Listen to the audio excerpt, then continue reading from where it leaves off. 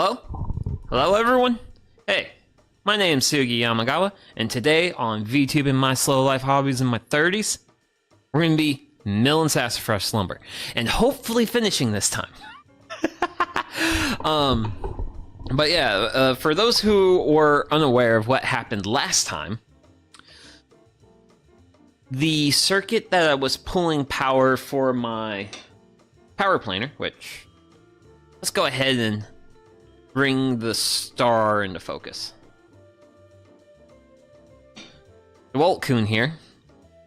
DeWalt Coon popped a breaker last time. And that breaker also happens to be the breaker for the circuit that powers the stream computer.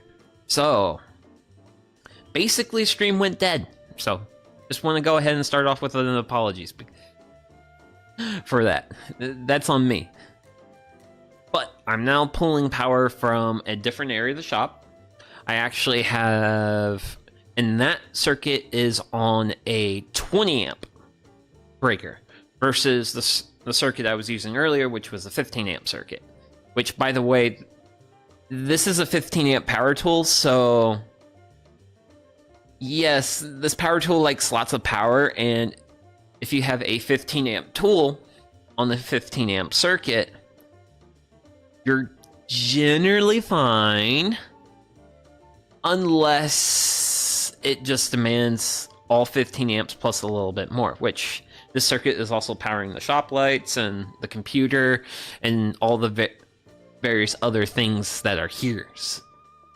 Well, the technology that makes this stream possible. That circuit makes all this possible. And so, with the loads of the various other things, plus this, yeah, breaker tripped.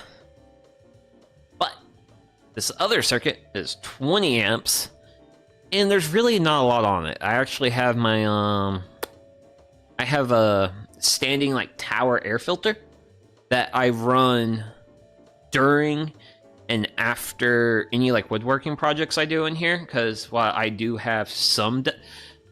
Your boy believes in the idea of dust collection, and I actually kind of did a slight modification. Yeah, kind of. I want to show that off. So yeah, this is the hose for the dust collection for the DeWalt planer. I actually added a strap, which you can kind of see there, that kind of just pulls the hose out of the way, so that way it's none of my boards as like, because this is going to be the outfeed side of the planer. This way, none of my boards try to get hung up on the hose, which is kind of what damages the hose, and that's how your hose gets blue tape on it. Hopefully the blue tape holds. Hopefully blue tape holds. But yeah, this is, granted, for the planer, because the planer makes really large wood chips. I'm actually just using the cyclone portion of the dust control setup. I'm not using the full shop vac, because I generally don't see a need. I'm not really creating a lot of fine dust with this tool. If it was my table saw, that would be an entirely different story. Which, for those who don't know what a cyclone is, that's a cyclone! Basically, the various wood chips will come down the hose, go into the top, and then go whirly, whirly, whirly, whirly, and into the bottom. And then that top part is where the air comes out. And this planer actually has a built-in fan, and that fan is powerful. Like, if you put your hand at the nozzle there, it literally feels like if you put a vacuum on... What's the word I want to use? Like, blow rather than, like, suck? Yeah, it's pretty good airflow. So, using the Cyclone with the power planer and its internal fan, I think I get a little bit of wood dust in the air, but I don't get... It's not terrible. And compared to the attempts at dust collection when I first bought this tool and did a project with a friend... Yeah, the last time I was milling sassafras lumber like this, it was like a dust storm of wood chips. And with the Cyclone and the HEPA air filter, I feel like I'm doing my reasonable amount to keep my lungs free of foreign materials and potentially cancerogens, according to the state of California. Which that is an actual thing, by the way. Wood dust is on the list of things that may or may not cause cancer. So says the state of California. But enough about silly government regulations. We are here to play with a power tool. Actually, we're going to play with multiple power tools today. But, so. Should I recap on the, like, general process? I guess I kinda should. Okay. Give me a second.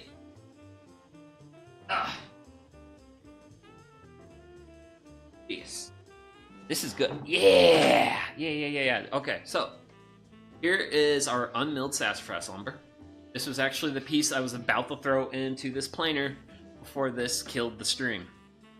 So this is a sled, basically a block of wood, and it's made of MFD.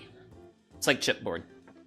So what the sled does, the sled provides a place if there was any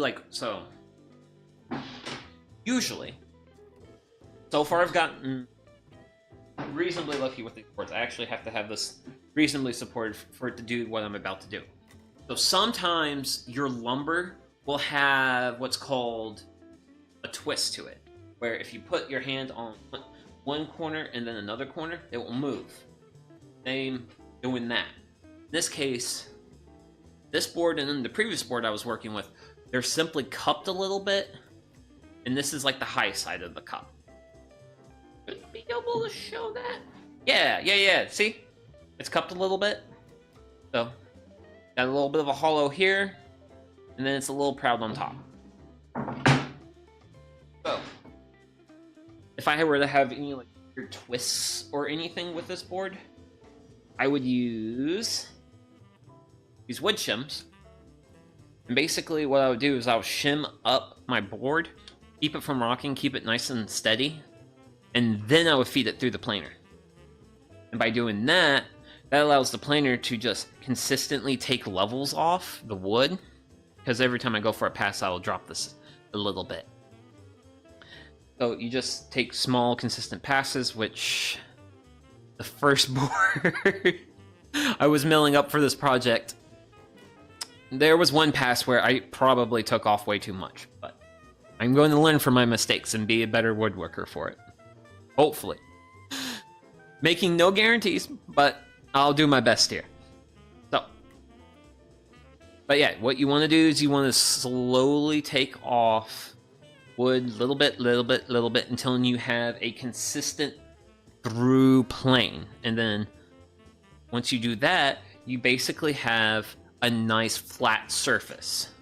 And once you have a nice flat surface on this side of the world, you can then turn your board around, and then using your new flat surface as a reference surface on the table, you can just send the board through. So it's kind of a little bit of the process, and this is the process for using like a planer, like this lunchbox planer I have. There's actually a tool specifically for milling lumber, and it's called a jointer. Jointers are expensive, and I'm a guy on a budget, so I don't have budget.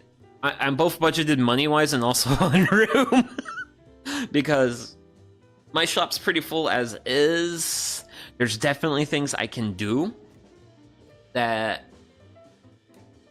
I can use to expand my space. Definitely organizers. I mean, I still have a little bit of free wall real estate I can take advantage of. But as far as getting like a big, large tool like a jointer, especially a jointer for like boards like these, because these are 7.5 inches across, you need an 8-inch jointer to joint boards like this, and that's a really big jointer.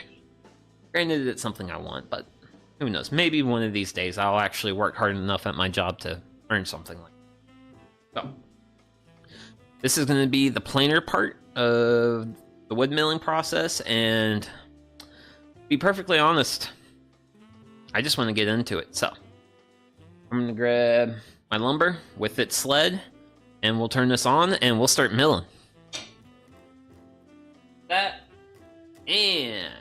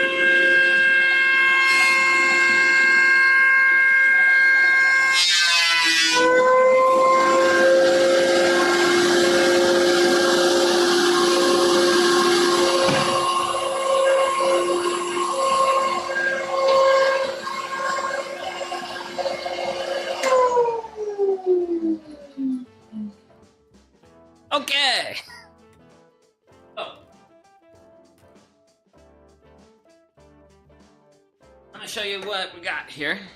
Maybe, kind of. I don't know. Actually, let's go back to. Oh yeah, as you can see, we got a much smoother surface. Got a little bit of a missed spot here, but otherwise, it's pretty planed. So, what you do when you. So basically, once you have a relatively thoroughly planed surface, you'll just take a little straight edge to it. And basically what you want to do, you want to do it different points down alongside the board, and what you're looking for is any high marks, low marks, anything like that. So, and I'm also going to do one more thing. But I won't be like super. Screw it. I'll kind of show you guys.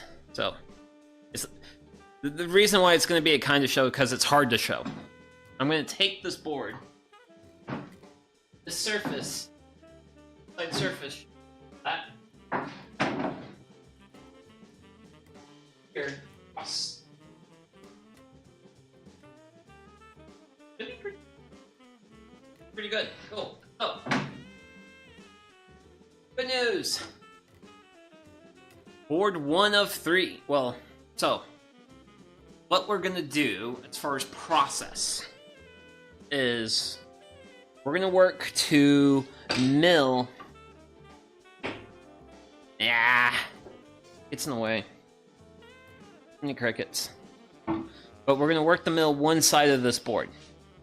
And we're going to get one side milled across all 4 boards, because these boards are going to be like the outer shell of the shelf. So we're going to get all 4 done and get them finished, and you kind of see how it's kind of nice and smooth. Then if we go to the other side, see how there's a lot more texture and stuff. So we'll need but we're going to go through all 4 and do one side first, because this is basically the closest to the height settings on the planer, with the addition of the whole sled that you can kind of see over there in the corner. So I'm going to take this board and I'm going to throw it in the stack area. That's that board. Board 2. So. Granted, these boards are going to be kind of nicer because they're a bit shorter. So, here's a rock.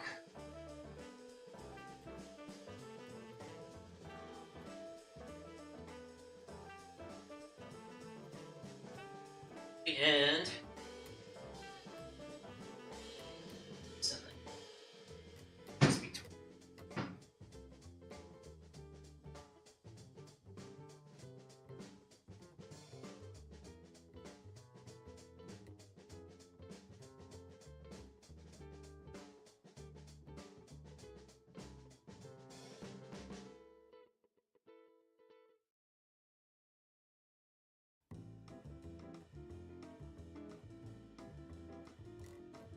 a little bit of, okay.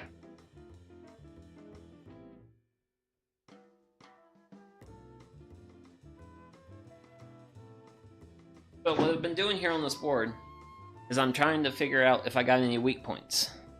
I think we got a little bit of a weak point here. Board's a little twisted with this corner being high.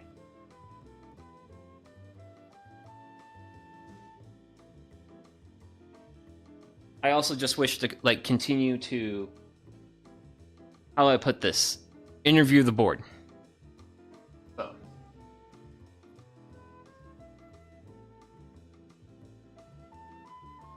Do that. Yep. Cool.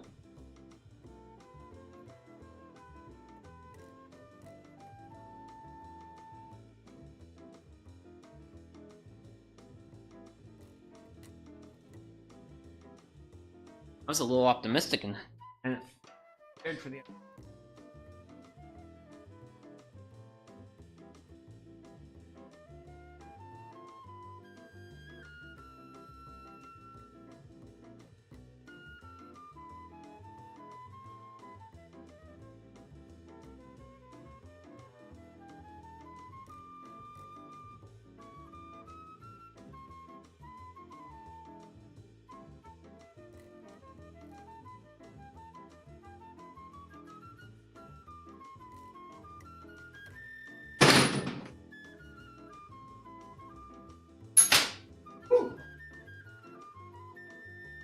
Well, that was a little scary. I almost lost a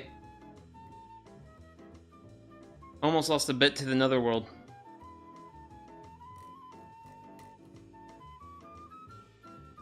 And the worst thing in the world in the shop is to lose a bit. Because if it's bit, it's gone forever. Well, if you lose a bit, it's gone forever. Granted, my phone just went off. And my phone just went off because a certain good guy friend of mine goes to inform me that he hit affiliate on Twitch today. So I would like to give a big shout out and congratulations to the good guy Travis. Which, if you guys hang out here long enough, you'll eventually see him. And eventually, at some point, we're gonna probably collab at some point. But he's got to convince me to play a video game. Oh.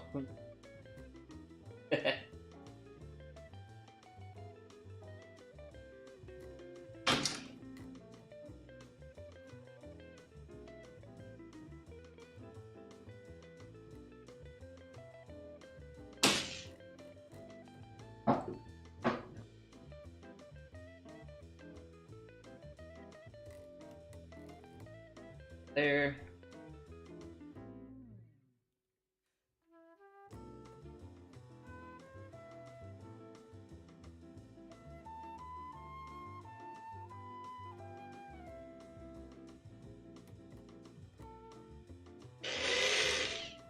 Problem is, the screw is actually picking up the wedge. Uh-oh.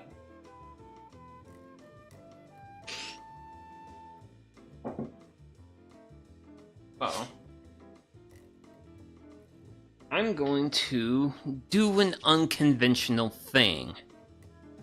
I'm gonna go ahead and send this through like it is. Terrible.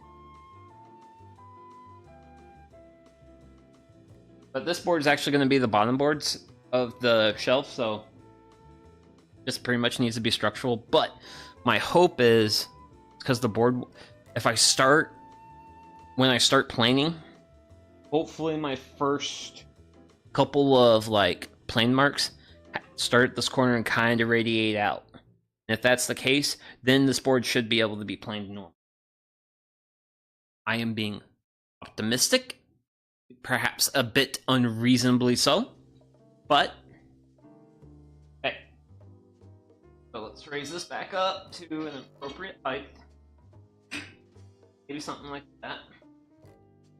Because I don't know if you noticed or not, there was a lot of me sending the board through and the planer not taking anything. And that's because I'd rather slowly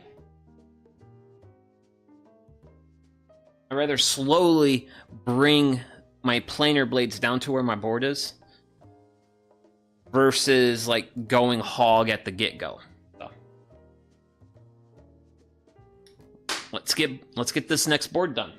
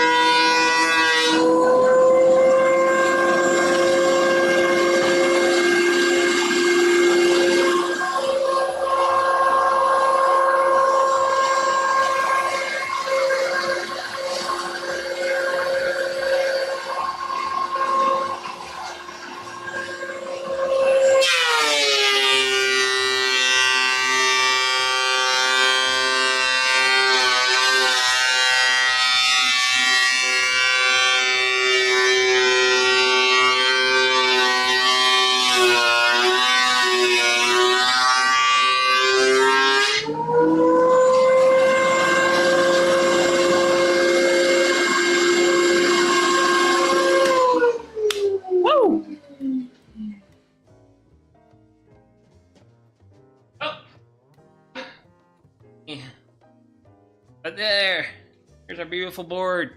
Some people are probably like, man, look at that knot. That's fine, because this is going to be the bottom. So, give me a minute here to kind of make a little bit of way here on Deskun. There's Deskun. Okay, cool. Sweet. So, take a look at that board. But yeah, big giant knot. But otherwise, look at the wood grain. Like, I genuinely think sassafras is a great lumber. Because it's a hardwood. Sort of like oak, maple, gasp, walnut. But it's pretty easy to work with.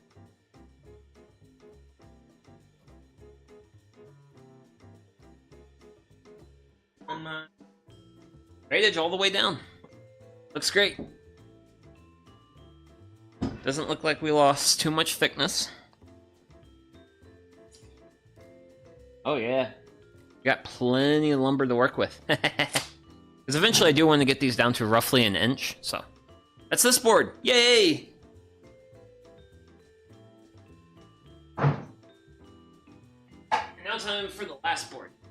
This board's actually going to be the top, and since the camera's here, I kind of want to show it off a little bit. So this one's going to be top because, as you probably saw in that other one, you saw a knot in it.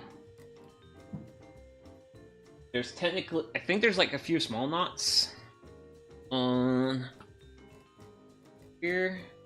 I don't know if those are knots. No, those just look like stains. But yeah. But this board's pretty knot-free, which is good. So, let me go ahead and, since we're gonna go back to the planer, let's bring planer back into view. Yay! And let's interview the board. Okay, board, show me your secrets. What sort of secrets you got? Seem like a pretty straight cookie. But table of truth and how you feel.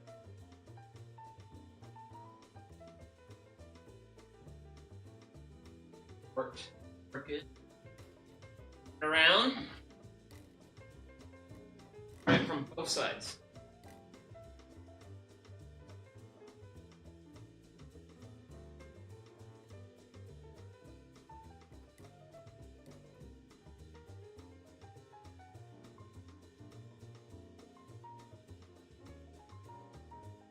Slide up lip.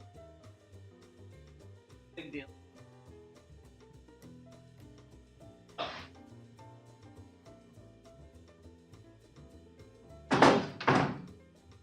And then, depending on how things go, have fun.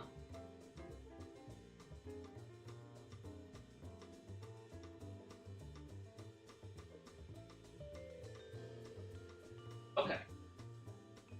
So, basically gonna do what we did last time. And bring you our fine specimen. Look at that. Looks beautiful, but as you can see, we got some weird stuff. Can't see. Ah! But you can see we have this like weird stuff where it's like kind of angled like here, but straight here. So, what's probably what happened is this side of the world was probably the felling cut for the tree. Maybe. I don't know. I'm just guessing. And this was the cut they made when they actually made like wood, lumber out of this. So, I think I have a little bit of wonkiness here. That's going to be fine, because, well, yeah, probably roughly this much of this end is going to get gone. But I do have plenty of board to work with. Look at all that beautiful, sexy board. So, let me go ahead and set my height back. Ready.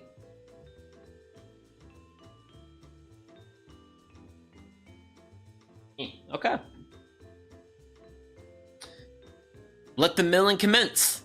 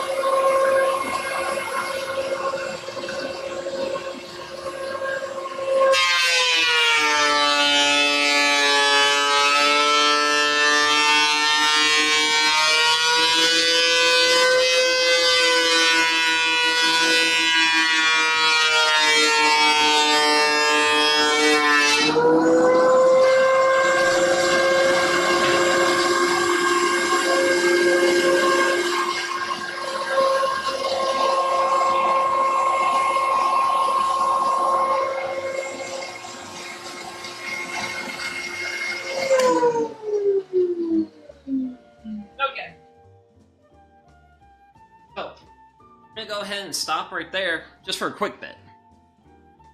Ugh.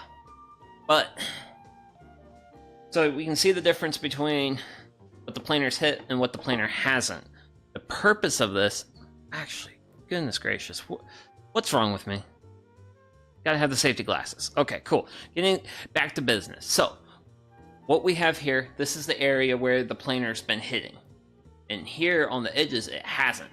So by slowly and consistently taking layers off, so this is our high point. This was crowned upwards. And by starting at our high point and going down to our low points on either side, we make a nice flat board. So yeah, this was just a really good showcase of what's going on.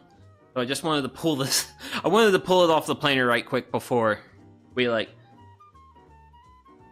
it was a good talking opportunity thing. So for those who enjoy planer noises, let us get back to our regularly scheduled planer noises.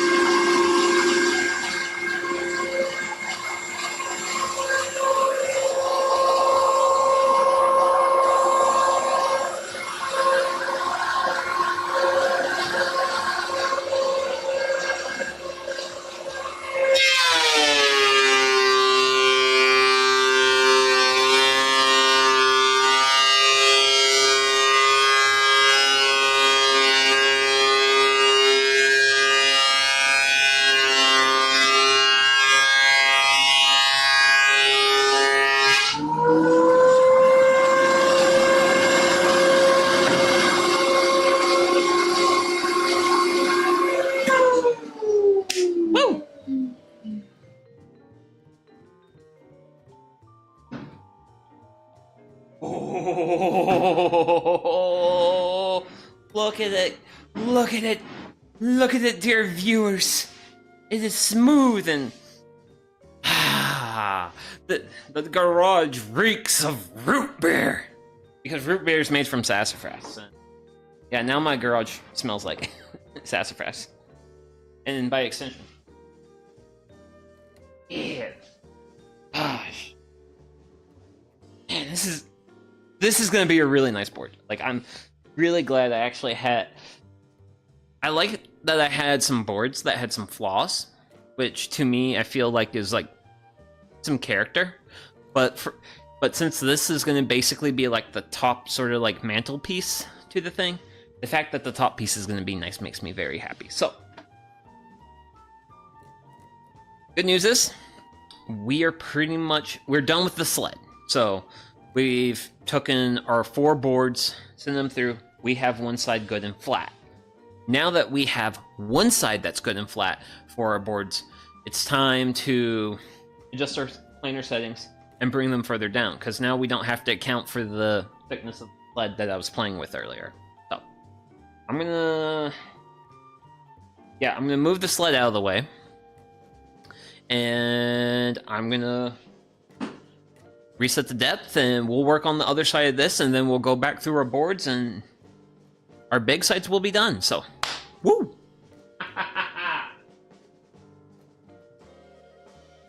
Hurry to express. Okay, there's that. That side of the world. So, here, bring this down. So, let me find my end. Because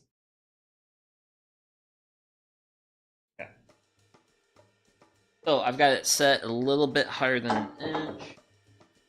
Granted, if I want to be a good little woodworking VTuber,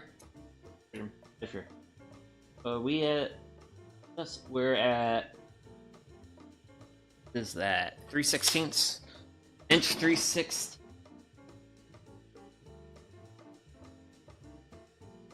Up a little bit. So that way I don't take any like really big cuts at the go ahead. So yeah, let's get the main part of this board done.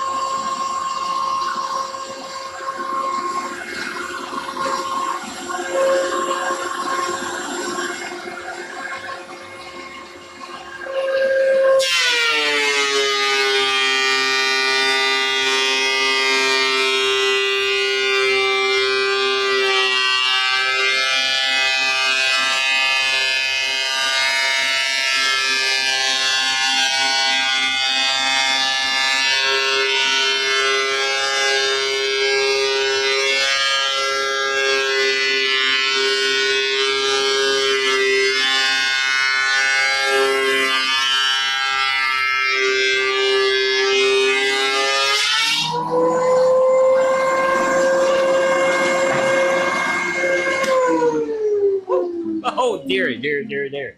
Okay, yeah. Sorry for the confetti towards the end, but I think the cyclone's filled up.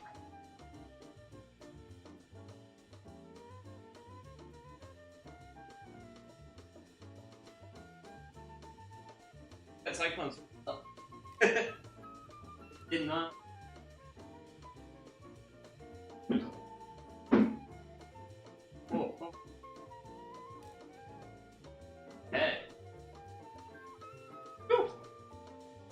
Okay, well,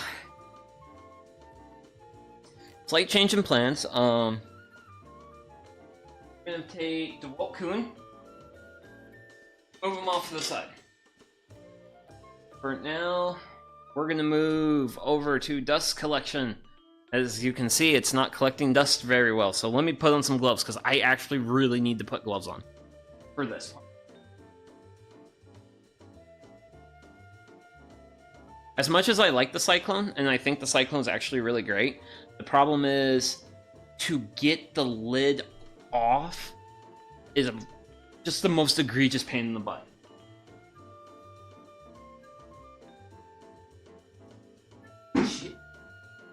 Completely and totally so. But yeah, that's pretty good here today.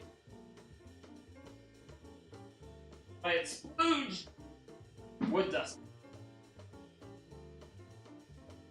Problem with it. Meant to hold really well to the bucket. Which means I gotta play really hard. Get it off. Ooh. Oh, oh, oh man. Yep. Yep. Woo! Cool. But yeah. Oh man. I gotta get a picture of this. But yeah. There you go. There you guys go. That's why we basically had a confetti session just now. So I've got a different bucket off to the side. I'm gonna go dump that stuff in there. Back again.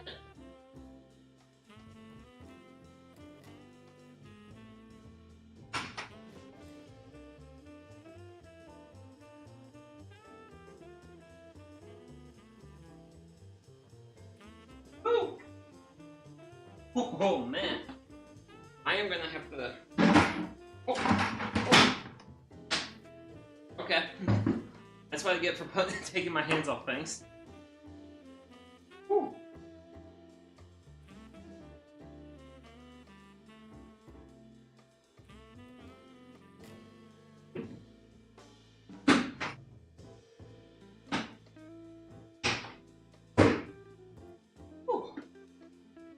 Okay. Oh man.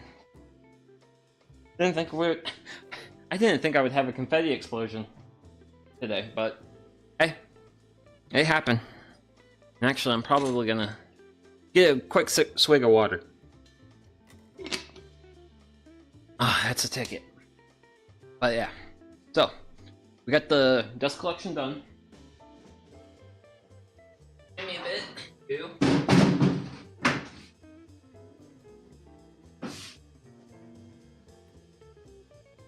Oh. Here we go. Here is our board. It is surfaced on two sides that are flat to each other. Should be. We're gonna go ahead and judge with the rule of straight edge. So, start at one end of the world, keep my eyes on it. I have a slight so I've got it slightly down to create a slight shadow. If I see any light through, that's not good. But I think good. Hot dog, sweet. Cool, so where we are at now. So, this board is now what in the lumber trade would call S2S. Granted, S2S means surface two sides. One side, two side. Granted, traditionally, if you're buying wood at a lumber yard or someplace that sells lumber, usually S2S is it's surfaced on a broad side and then it's surfaced on this thin side. This thin side, I cannot. What's the word I want to use here? I can't do that. Okay, technically speaking. Wait. Actually, no. Scratch that. It is not technically speaking possible to surface this final edge with this planer. I actually have a different planer. If I'm very strategic with my placement of tools. Granted, also, this other planer is going to be used when these clamps get used. That's why these clamps have been sitting here. Granted, you wedges, you didn't come in use. I'm going to boot you to the other side of the world. But this Makita, this will come in handy later. And this is what we're going to use to take care of one edge here. And then we'll go to the table saw and we'll take care of the last edge. So. But also, also another note. Since we managed to get through more than half of this lumber using the thickness planer before the dust collection decided to go splooge everywhere, I'm not going to worry about the dust collector. Granted, in the future, I'm going to have to be a bit more mindful of it because, yeah, I filled up that 5-gallon bucket pretty quick. Granted, I think there was some other sawdust, but this is definitely like the first like big project that's been done on. So, okay, well, let me set this board to the side, and I'll bring DeWalt back, hook up the DeWalt electric planer to the dust collection. That should hopefully collect dust now that the cyclone's empty. And yeah, we'll get back to it. Only got 3 more boards to go.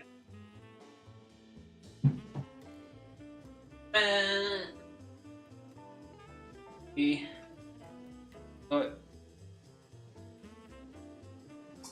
know what? Yes, I'm gonna do that right.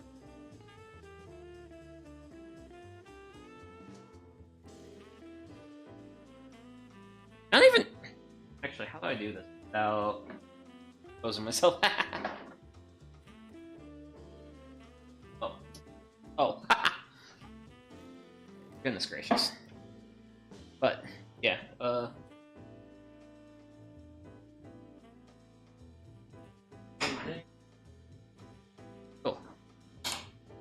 Cool. Cool. So, well, you can see the shop floors were pretty dirty, but I've actually got a lot of wood chips and planer cone. So I'm gonna go ahead and use the vacuum and I'm gonna just clean it out right quick.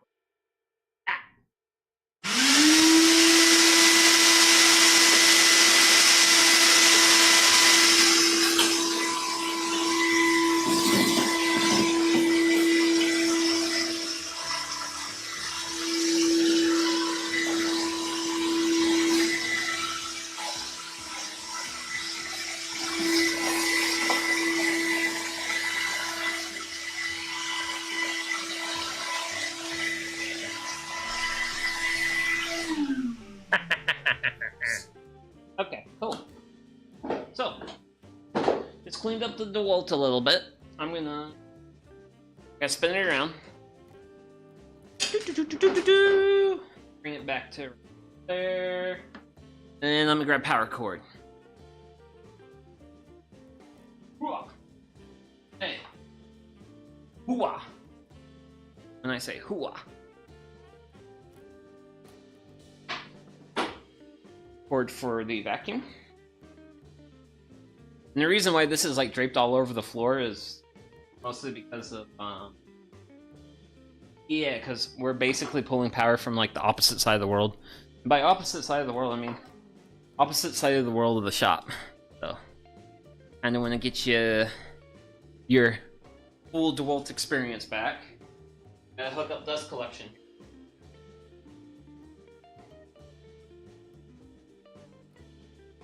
Oh. We're all hooked back up. We've got the power. We got all that fun stuff. Let me. Thinking about it, I want to readjust my height.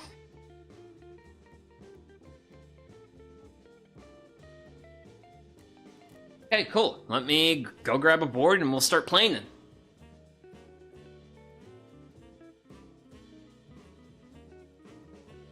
Woohoo!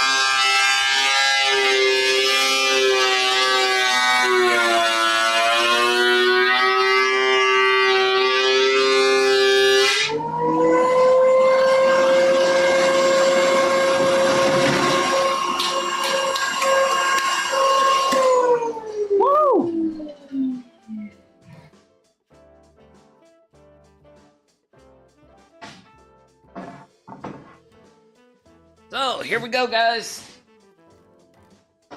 Bit of our finished board. Actually, this is actually a lot better of a spot to do our little checks.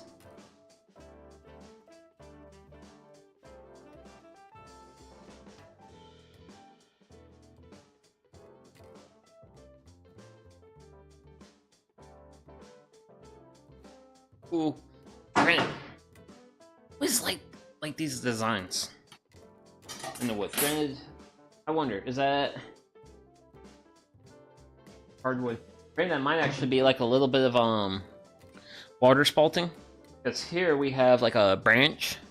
So this is like actually a part where like there was a branch and it was a little, like water stain. But yeah, probably definitely needs a little bit of sanding, a little bit of TLC, but otherwise. And how much thickness do I got left? Because I'm.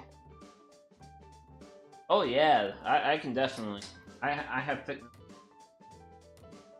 I could definitely run this through the a bit more, but I'm not gonna worry about that for various reasons. Let me go grab our other boards. Woo! Man, that slides well. Man, these boards slide really nicely against each other. Oh. Up a little bit. Oh. Cool. So we got victim number 3 of 4. Let us begin.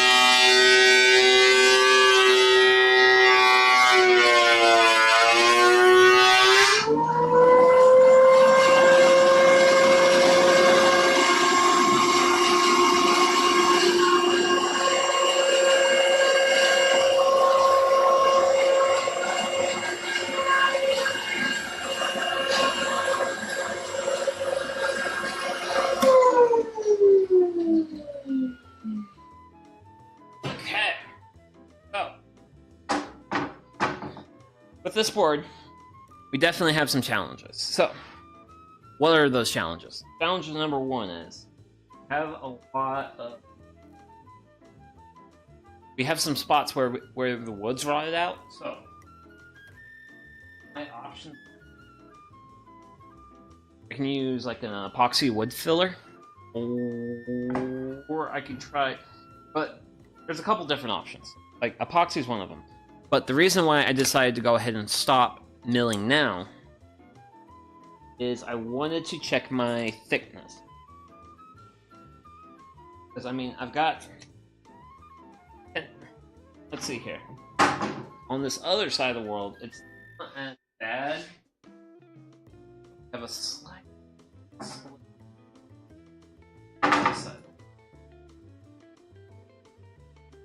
I want to.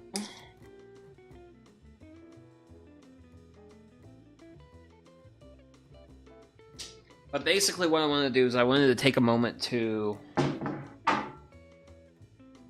evaluate the board. Because, so, believe it or not, despite this board's numerous imperfections that a certain someone fell in love with, this guy, I want to make sure that these boards are reasonably thick. These are the boards that are, these are going to be the sideboards. These here. So, I didn't want to get too aggressive with the planer, taking material off. So I wanted, so while I was doing what I was doing, normally if I was just aiming for a relatively smooth and even finish, I'm pretty much about there. I got a few high spots.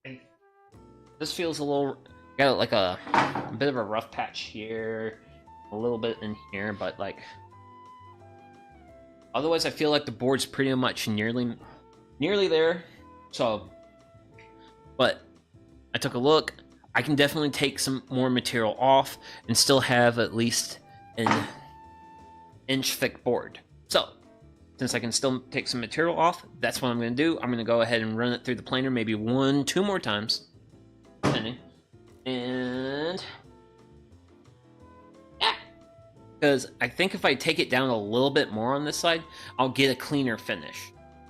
But I don't want to get too caught up on trying to pursue a clean finish to the point where I don't actually, like, I basically plane my board down to nothing, which I don't want to do. Also, if I plane my boards down too much, the dust collection might fill up again. I don't want that. Granted, after I finish planing all these boards, that dust, the cyclone's definitely going to have to get cleaned after. Whatever. So, I'm going to go ahead and drop this here and get going.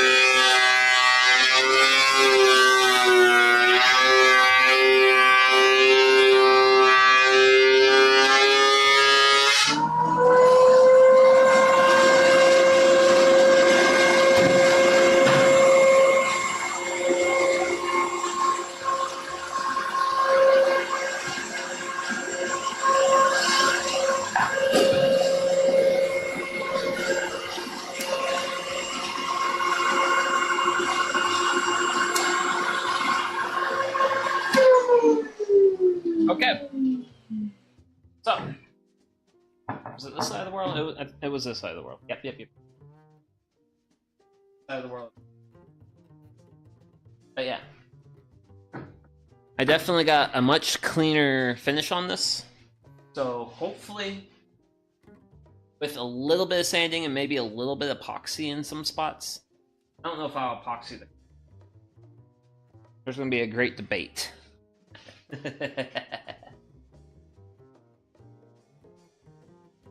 A great debate.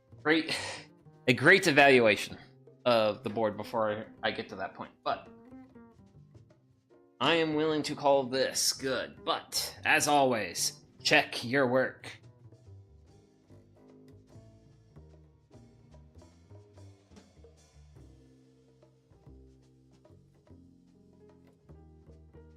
Well, passes straight edge test. So, another board done.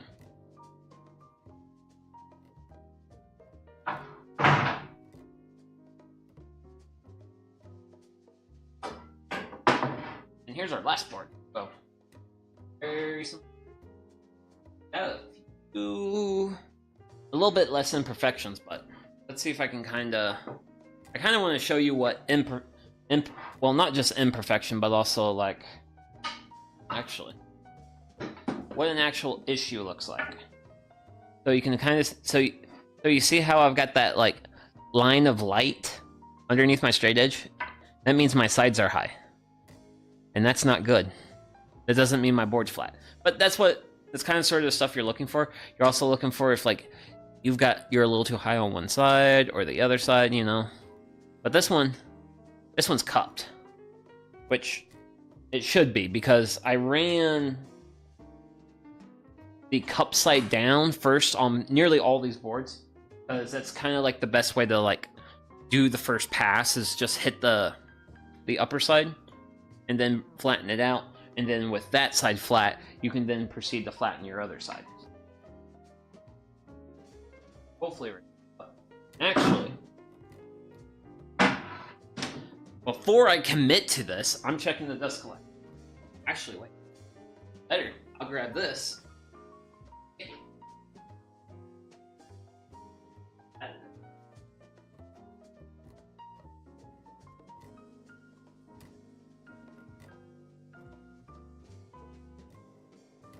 Okay, good news is I should have enough room to handle the wood chips for this last board, so.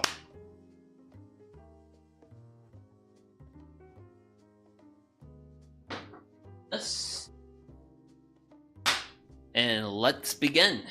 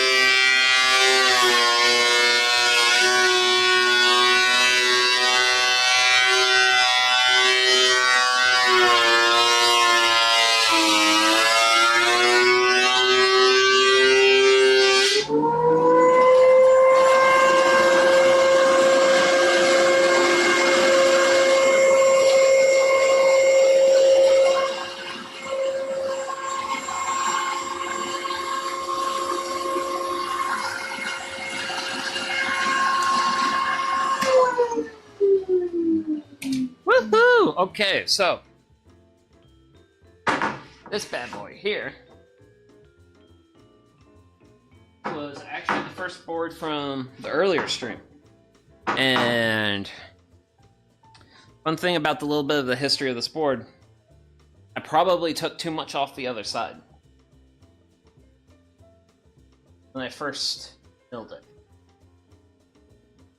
Because of that, I don't have flexibility as the earlier board that I was working with. The earlier board I was working with, I had a lot more leeway, a lot more room. This one I did not, because right now it's right at an inch, and I think the other board's a bit more than an inch in terms of thickness. So I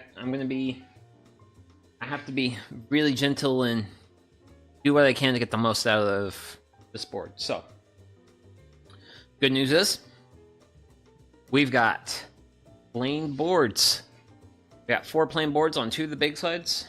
We can eventually move over to the Makita, but before that, I gotta move this big hunkin' lug of a wood shop machine. So, let me set my board off to the side, and next part of the process.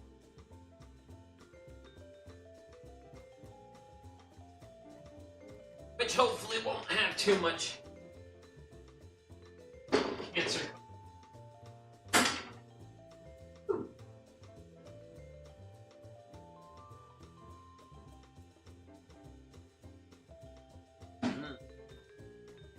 Dust collection cart to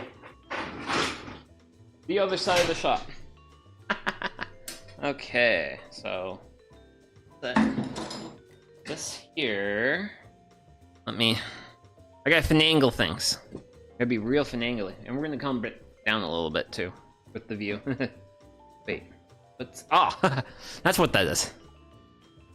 It's like, what's plugged into the wall? Oh, it's my drill. That's what. Okay. Just the drill. And do this over there. Yeah, because also I do need to free up that outlet that the drill's in. So I'm gonna take a quick sip of water in celebration. Hot dog. Cool. And hopefully the water can live over there, because we're moving the workbench. Cart to the other side of the world. So, actually, wait, because this is going to be my long. Yeah, I don't want to read. So, guys, we're changing things up a little. Actually, I can. Let's wait about it. So.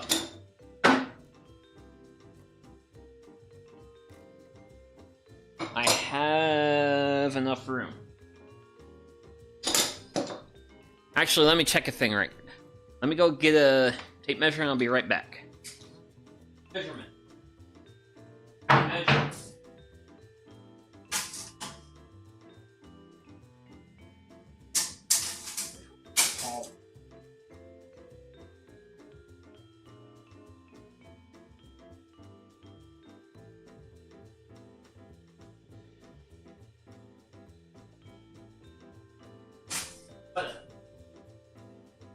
Whatever. I need 6 feet of room.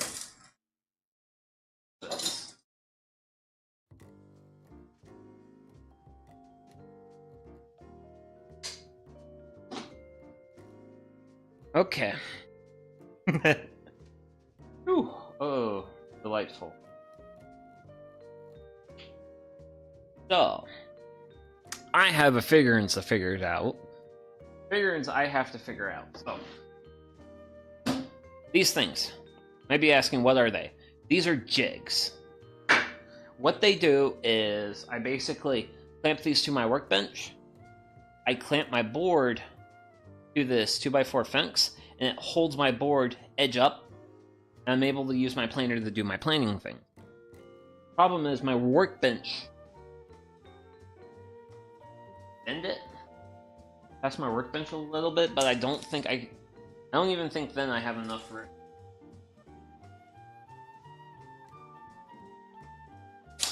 Damn. I'm a little constrained on space. So, what do I want to do here?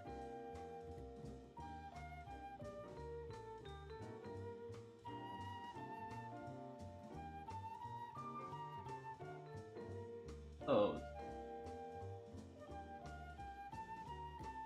Oh, maybe. Give me a minute. Whoa! Whoa, whoa, whoa, whoa, whoa. Table saw. Heal.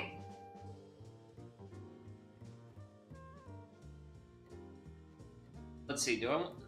I really like having it...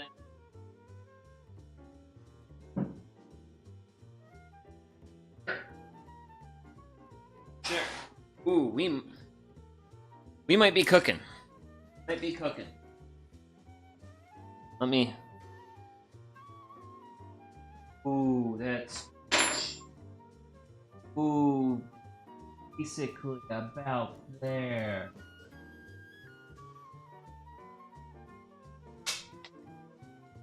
Okay, cool. So, we are saved. Kind of, sort of, pop. Kind of saved a little bit, whatever. So, I'm going to go ahead and clamp this one that you see down here. So, get that one in. Boop, boop, boop, boop, boop. Also, I don't know what sort of view you guys want. I don't know if you want, like, kind of like the longer view. Let's see here. I kind of don't want the camera focused on me. Or something like that. I think this is okay.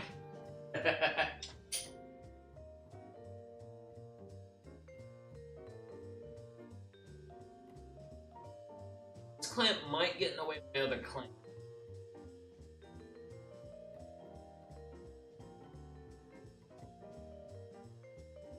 It should be okay. Somewhat, so. Let me grab our first board. First pick.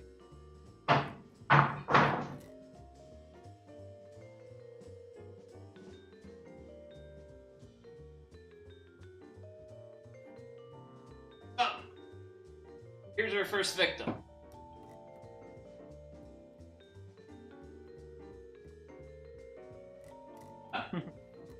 And that's what I was concerned about was...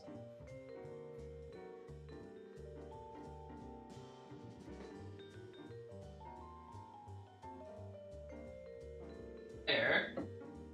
And now it is where it needs to be. Yay.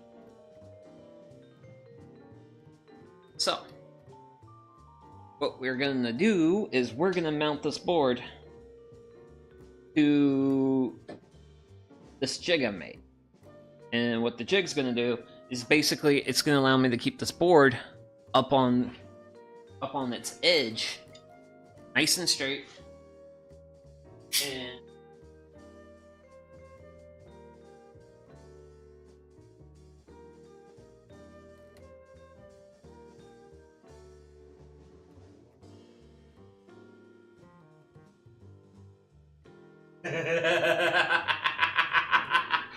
oh man. It's secure though. It's secure. That's all that matters. Ah. Hot dog. Okay, cool. We can open up the Makita box now. Yay! A Makita box. I love the Makita box. It's got a Makita in it. So, this is a mini electric hand plane. It is a fun device. Full of magic and charm. Not really so much magic and charm, just a spinny blade of doom. So, let me just... I'm not gonna power it just yet because I'm gonna be showing some things to you guys. It has this... not plugged in, so I can... stuff. So, this is my depth knob. Right now, I'm set at 5/4.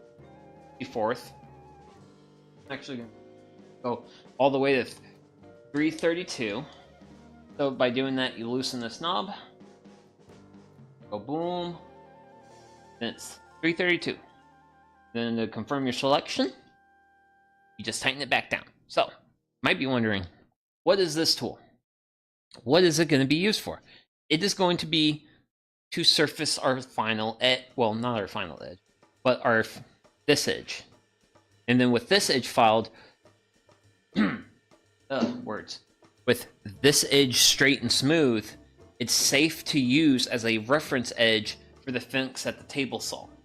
And then the table saw is actually where you usually do your last cut, and is also where you will determine the length of the board. So if there's any sort of because you can pretty much preset your fence and stuff and send your boards through, and when you do that, you pretty much get all your boards ripped to the same length. So that's the part of the process where we are dealing with the final two edges. So how this cuts is you have two plates. You have plate 1, this is your adjustable plate. You have plate 2, this is your final reference plate, and then you have the spinny blades of doom.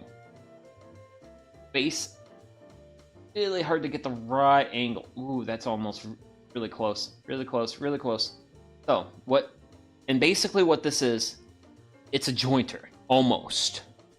So how a jointer works is you have you have a first part that's a bit lower than your blade height. And also this tool is not powered right now. So I can touch the blade. It's not going to hurt me. There's no power to the tool. If there was power to the tool, I would not be I wouldn't even have the blade pointed up because that would be dangerous. And so the blade will cut, and then your board will follow along on this piece. Basically what a mini electric hand planer like this is literally just like a jointer, but small. So what we're going to do is, I'm going to start on one end of the world, and actually a part of what I'm doing right now is actually just call a dry pass, and I'll just come along, just maintain smooth and even pressure down my board, and I'll be able to plane and surface this final edge. Granted, so therefore I should probably did I use this on stream? I did. I think this right fit. Remember, right? Cool. So I've got my Makita branded dust collection. I have my planer adjusted to take a nice cut. I did a dry pass at the start because you guys can't see it, but at this end of the world, well, towards this far edge of the board, I have a shelf and stuff, and I wanted to make sure if I bring my planer up around there, I wanted to make sure my hands weren't hitting the shelf or anything weird was going on. Always, especially when you're doing something. How do I want to talk about this? If you're doing an unfamiliar cut with your tools or your equipment, the best thing you can do for your own safety is to kind of grab the tool, have your piece set up, and then be make pretend, do the thing. Then, if you feel safe, you can go ahead and actually do the thing, because there's actually been a couple times in my shop where I've done stuff and I just do basically the dry unpowered run. Well, prove it to you. Do an unpowered run, and then be like, whoa, wait a second, I should probably change how I got things set up, because you don't want to start doing your thing and have anything weird happen. Because in order for this technique to work, I have to apply steady, even, and firm pressure with my planer as I'm making these cuts. Because if I wobble during the cut at all, that wobble is going to just gouge out the side, another side won't get finished. It's not a good thing. But this isn't the first time I've done this, but always want to, especially considering I'm jointing such long boards, in kind of a weird setup. Who knows? Maybe. Actually, you know what? Hey, as far as I'm aware, no one's really watching right now. Sorry to delay and drag things out anymore, but I'm actually gonna take a picture from my perspective of the world, and I might upload it to Twitter later to just kind of like show you guys kind of what I got going on my side. So, cool.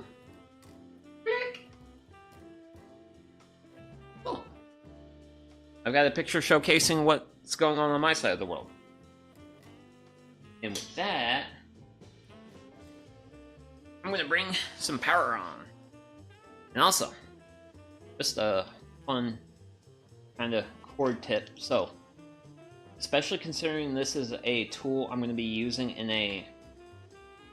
Okay. I wanted to make sure when I put power that didn't do anything crazy. But since I'm going to be doing such a long pass, I wanted to make sure I got things set up. Ooh, actually, I want to get just a quick picture. Doop. Yep. And then this way, my power cords don't become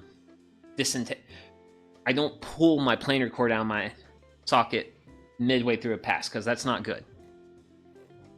But also, if you were to... Now, I have actually a lot of confidence in this edge, which I'm going to confirm that confidence right now with this. So, what am I... I am checking to see if I have any humps or ridges. Like, I have a bit of a hump here. If I had a hump here on my board, my straight edge would rock on it. The reason you want to look for... Here's the thing, I can eyeball these, and honestly, like, these are actually pretty well cut boards, and they've been seasoning for a long time. Well, they technically haven't been. I think they were very well seasoned by the time I bought them last year. But this is pretty straight edge. There's not a lot of irregularities. Because sometimes not only can a bow be bowed or cupped or warped on this surface, sometimes it can be a bit bowed on this surface as well. This board, and I'm pretty sure all of the boards I have, aren't like that. Not too worried about it, but I did want to pull the straight edge out, run it along my edge, and check. I've checked. I'm good. I don't have any high or low spots. So basically all I should have to do is do enough passes down this to basically get this rough wood surface to the level of the surface that I got on the other surfaces with the lunchbox planer, the DeWalt. That's over there. So, we're locked. We're dry run. Nothing's going anywhere. Actually, no. You know what? Be even more like extra, nothing going anywhere. I just locked the caster for the workbench, so the workbench isn't doing anything crazy. I've been talking too much. Let's start planning.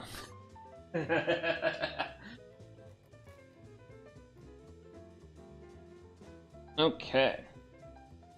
Nice firm even pressure, and start.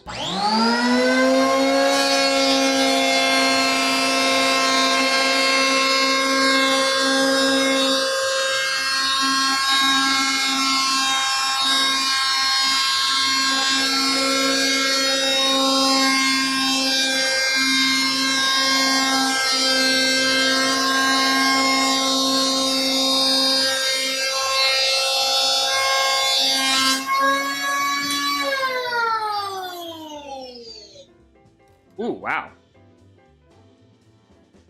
Actually, just looking at it, it didn't really feel like that much of a difference, but I'm actually going to go ahead and do a second pass just to like double make sure. And yeah, I think these boards are just going to need 2 passes with the electric hand plane, and we're going to be like good. So let's keep going.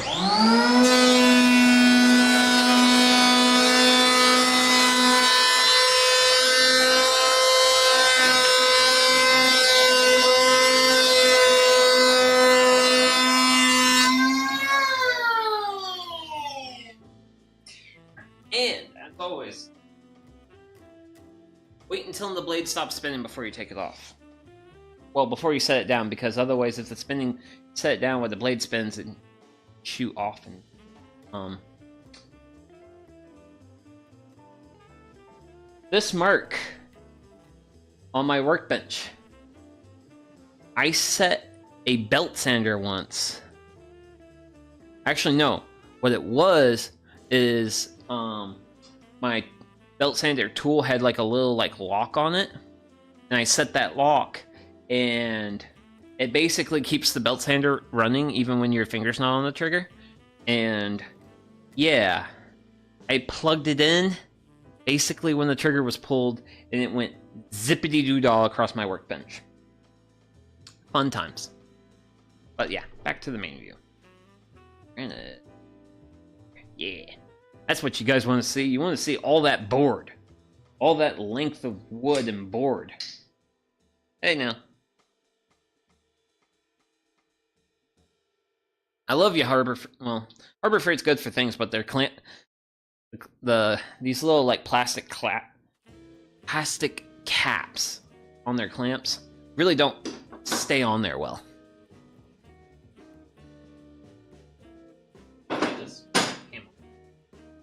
Woohoo! Move it!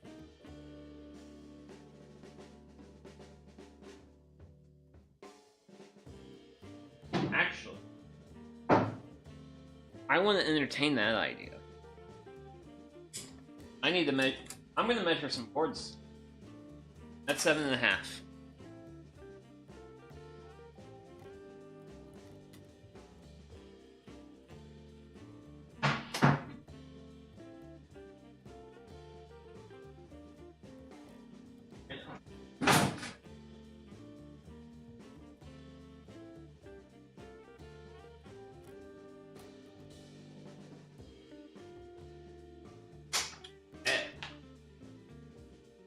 So I just had a brief brain idea, because I really like this setup, and this is actually a really easy way to finish these edges. Honestly, Sugi Yamagawa is currently making the executive decision to finish these boards as the fit. Just honestly, let's just go ahead and finish this with the electric planer like this. Because, yeah, like, now that I got it all set up, like, I like it. And I feel like, if it's like 2 passes,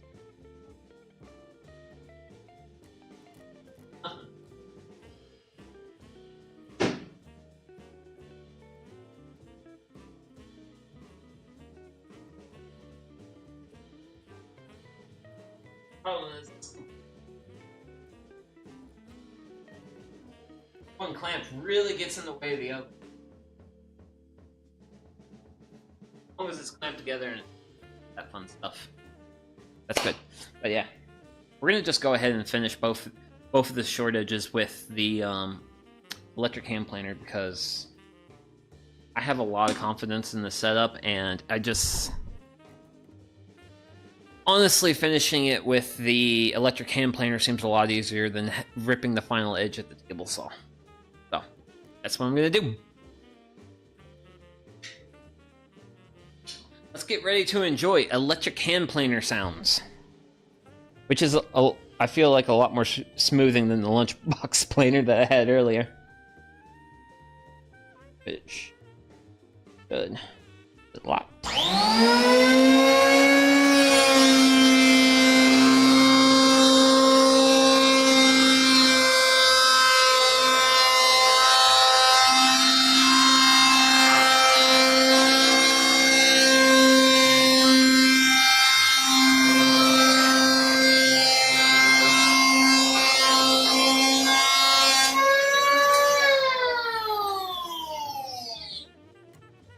First pass.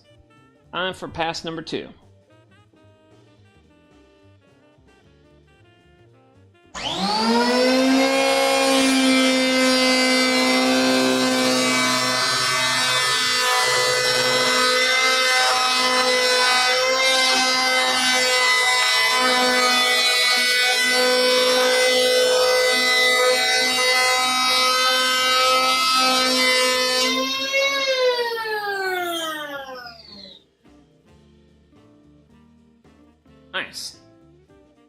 Very nice. Ooh. That. Give me a second. Woo. Dusty.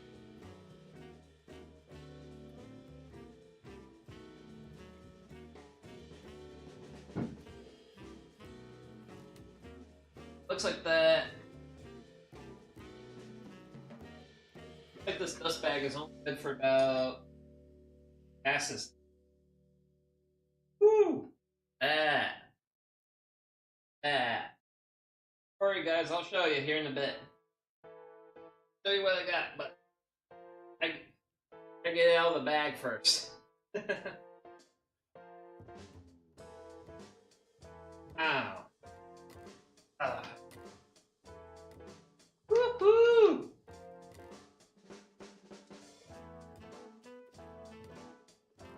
Bag mix.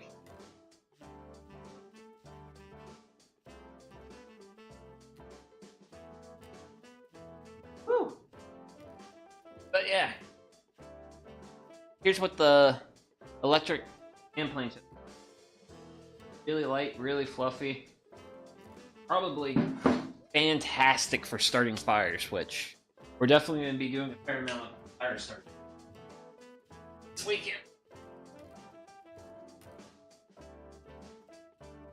But yeah, I noticed it was blowing out a good deal of dust.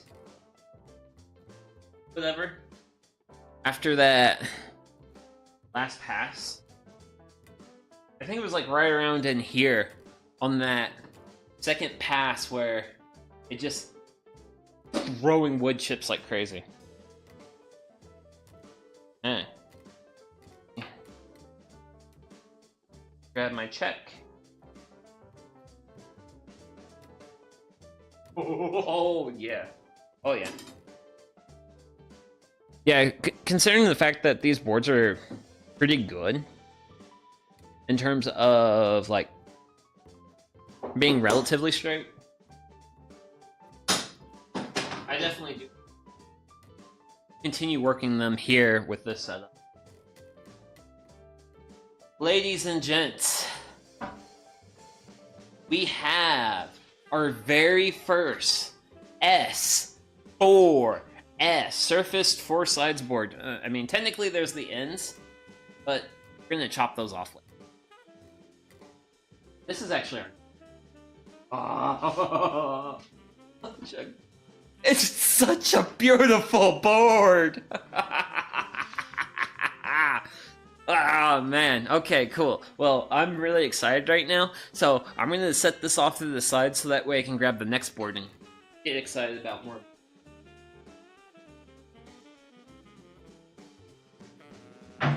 Here. Up. Place. Here.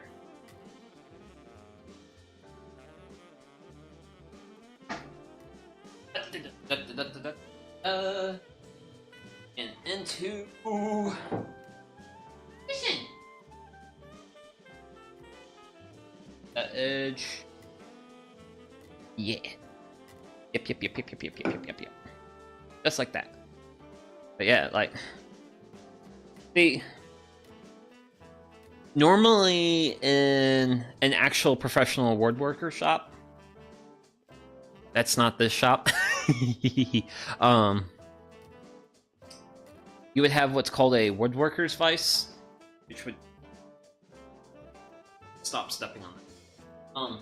Be a vise like right here, and you can clamp wood to, and you can actually work specifically on this too. But I'm just a guy I'm an average guy in an average garage, average place in America. I don't have fancy. I want to have those. Now's not the time.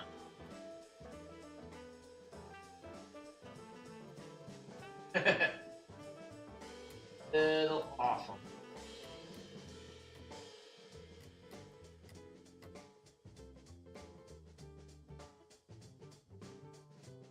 I'm changing things. I'm changing things. Move this clamp side of the world. But hopefully this side of the world. Yeah, it's a pain in the butt. Absolutely.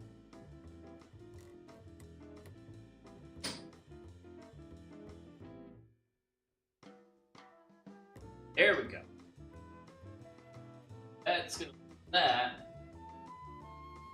This. Now safe workpiece. Strong, it is secure, it's all that good stuff.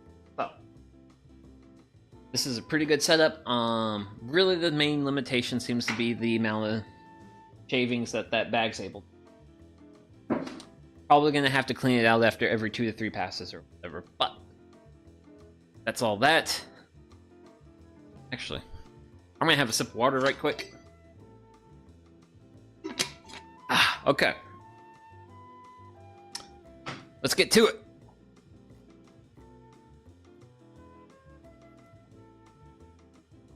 Ooh, yeah, I want to make sure the bucket clears that. Ha! So, I just did a dry pass because I changed something. I added the bucket. Yeah, because I added the bucket there. Just hitting it caused the bag to fall. Also, I had a little bit of shavings left. Ooh. Oh, wow. There's shavings like in the planer. Ooh, probably won't get that stuff out before we start. You know. Yeah, cause they were getting packed up.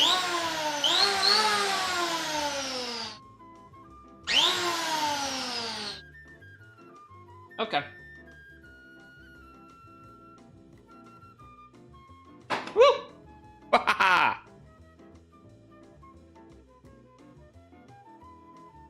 Whoa! Yeah. Oh.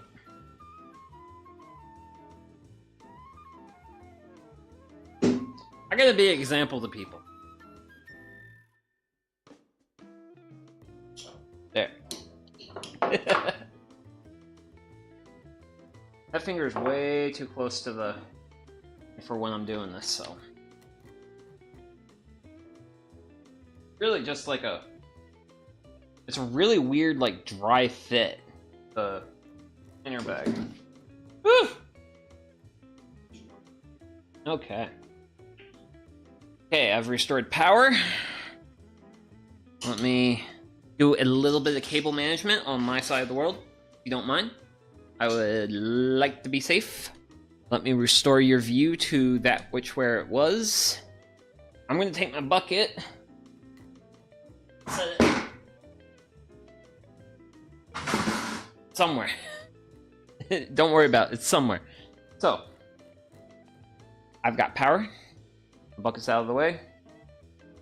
I am good to do what I need to do. Oh. That. No trip hazards.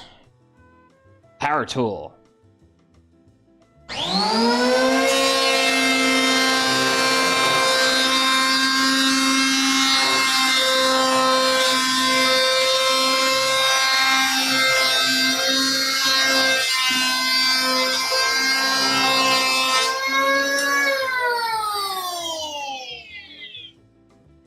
And again.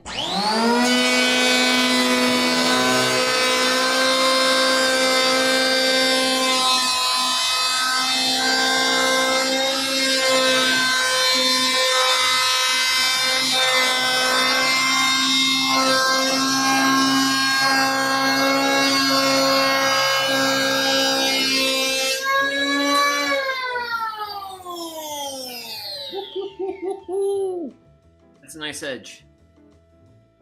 Actually, art guy.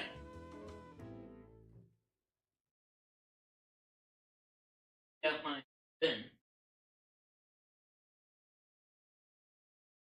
I have to empty it out every Sunday.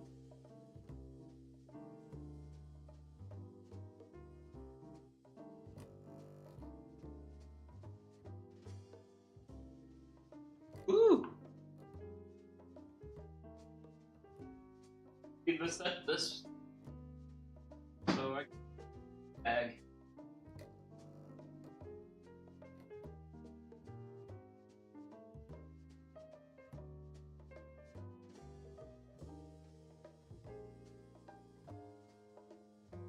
Oh, that will burst open.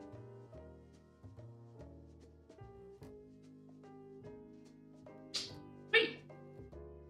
Got a nice, smooth, clean edge. Time for our check.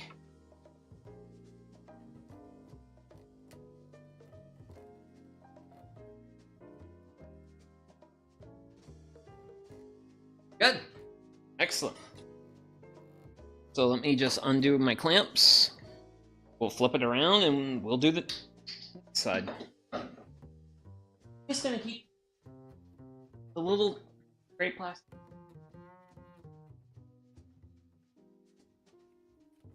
Harbor Freight. Do. Okay. So board up. Then around. Put down. Again. Reinsert that. Yep. Yay. And head in. This secured. Boom.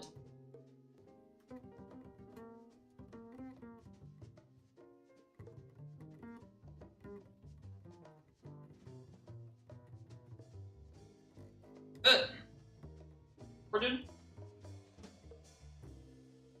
This collection bag is empty. I'm not sure if you guys have been noticing this thing I've been doing, but I've been having my board over my elbow, like so.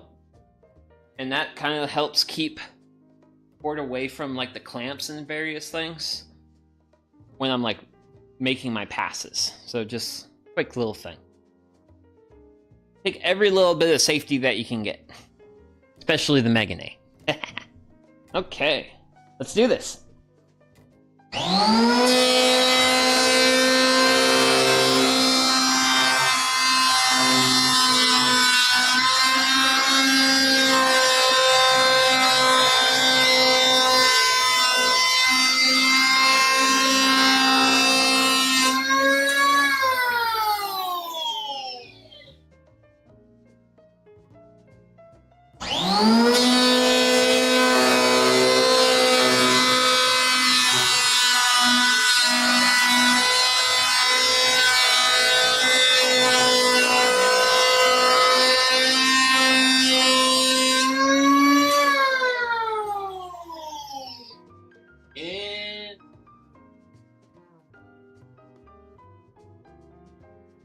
Do a quick field test.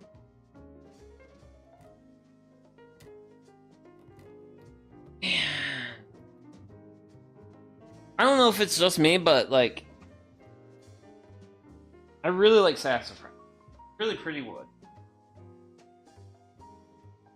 Which sucks because there's honestly no telling when I'll be able to get my hands on more of this stuff again.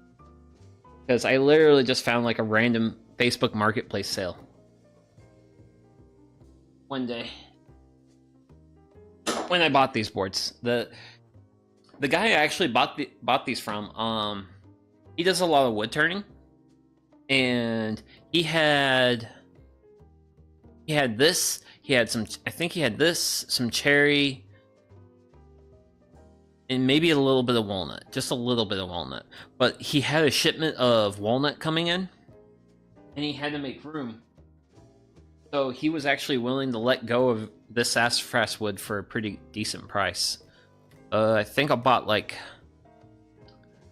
I want to say it was like 380 to maybe even 400 board feet of lumber for $400, which I don't know if you guys know anything about lumber prices, but that's a pretty good deal.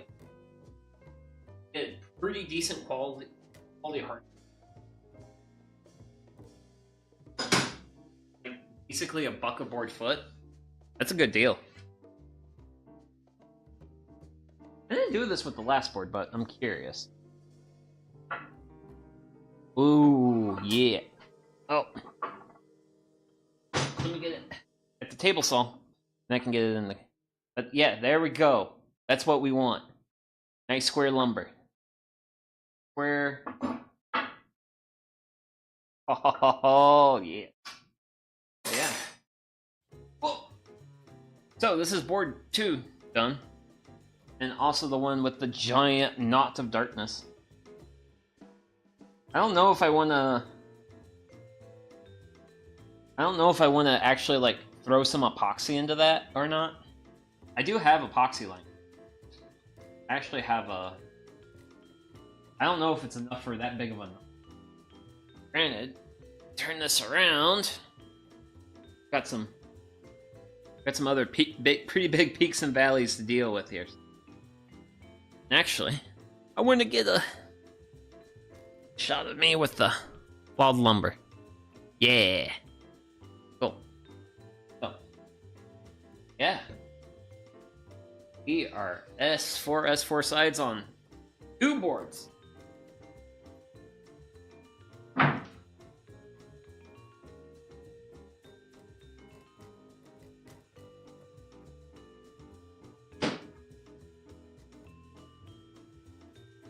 Granted, really the only... Honestly, really the only kind of pain in the butt thing is every time I do an edge, I'm going to have to empty the dust collection bag on the Makita. Because it basically holds 2 passes of... And it's like, I'm done.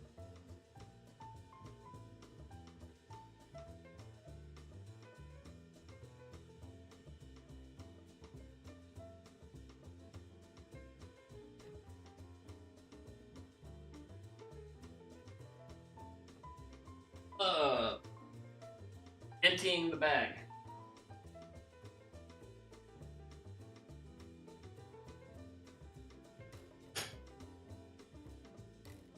And we had... It made so much more.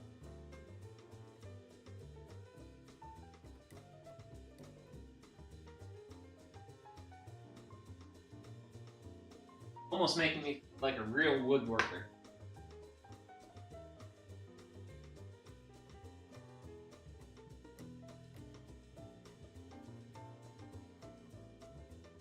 Oh, bag's empty. Let's make some passes.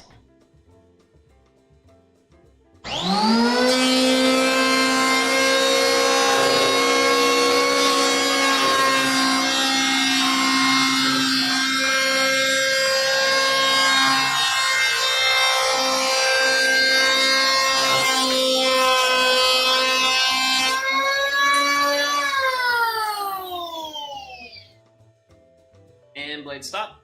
And move. Get to the front. Resume.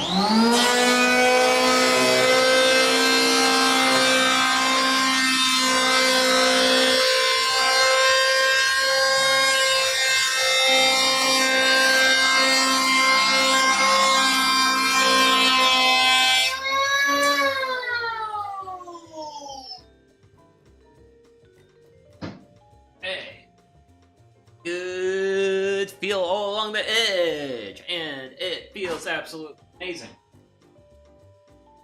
Once I'm down here, and dump the bag.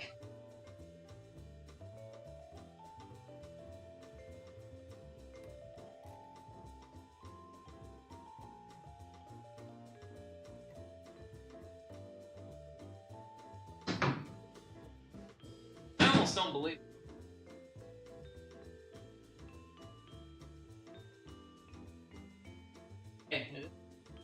Oh! Play with you in the bed. In the meantime, well, actually, one more thing. Gotta check. Yep.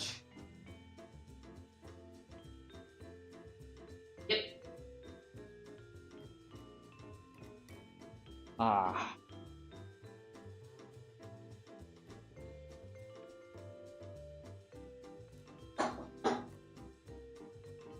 Of all your doubts about yourself first when the project comes together.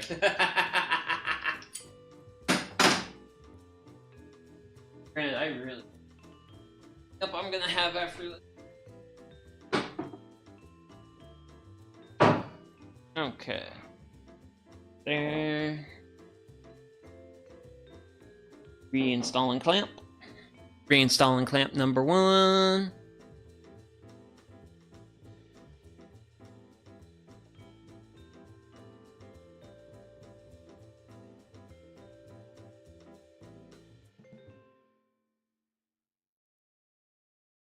Clamps have been installed.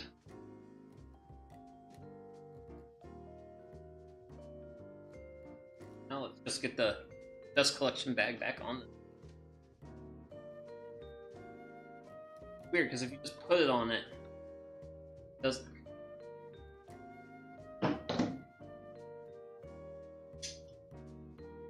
Safe about this, damn it.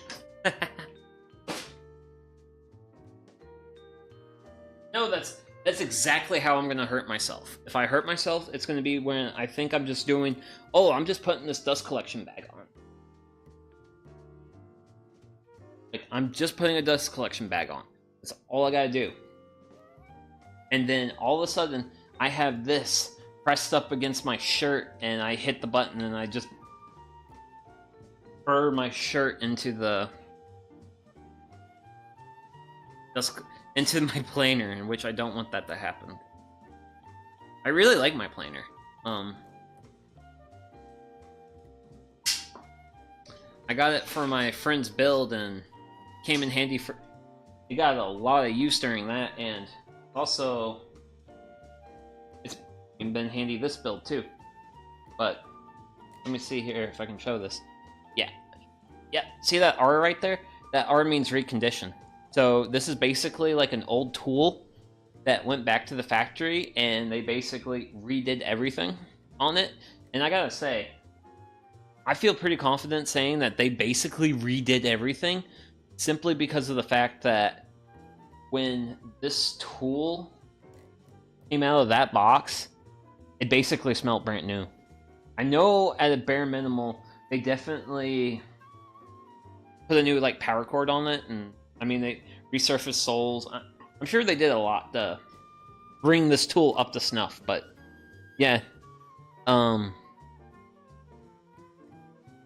If I was a professional shop, which I'm not, but if you're like a hobbyist, like yours truly, don't sleep on checking out reconditioned tools. I feel like they can be a good value in terms of you get like a good, reliable tool that's in good condition, but you get it at a decent price. So if you're looking for tools and tools are too expensive, check out some reconditioned versions of tools that you want. Because like this planer, I probably only use this maybe a dozen times a year, and for the use it sees, it has served me incredibly well. Enough rambling. Let's finish this board up.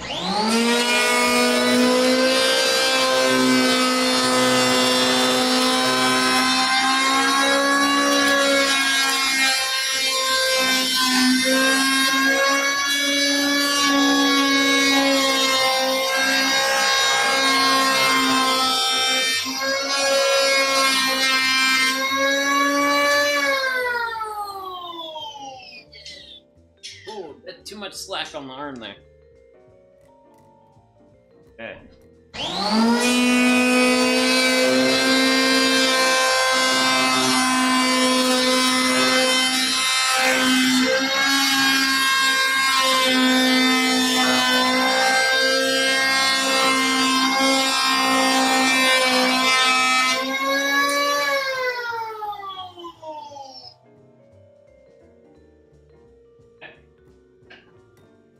To be a little extra evaluation of this piece, simply because here I had a knot, here I had a bit of stuff, and actually another, but It's a hollow knot at the other end. So like that big knot I showed you on the last board that was like empty, that's called a hollow knot. So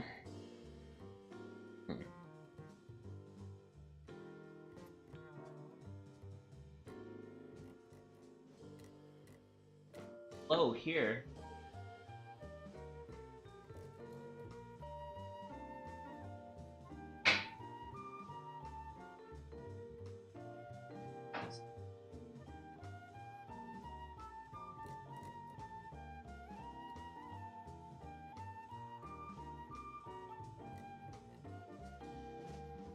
But I'm not going down.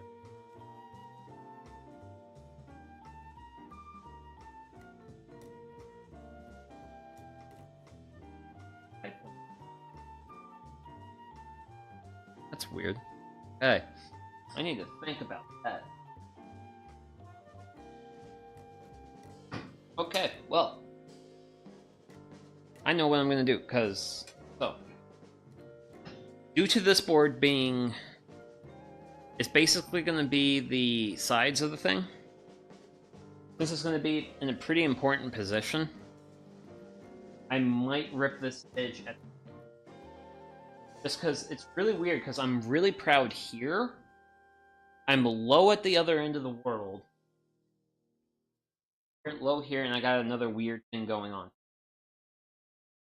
So, yeah. I'm gonna do further evaluation with this board.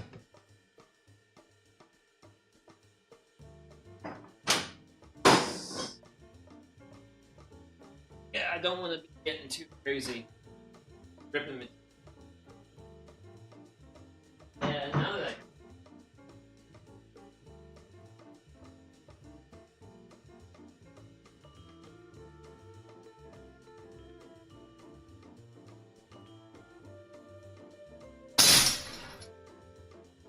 Yikes. Okay. Remember, chat, always use a great deal of caution when you're flipping boards around in your shop. Oh, man. But hey, good news is, that's board.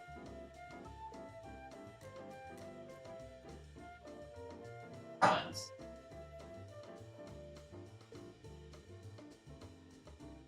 I don't think I'm screen.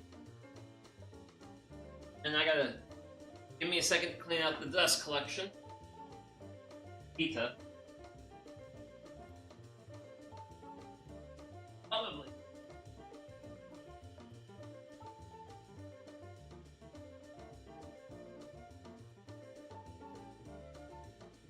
Woo! Okay.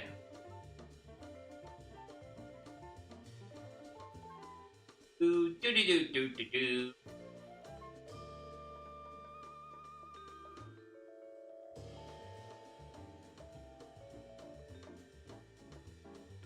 Just because that last edge I did kind of spooked me. I think I got a little too optimistic. I'm a victim of optimism. But this edge is good. So this should just take 2 quick passes with the planer and we'll be fine.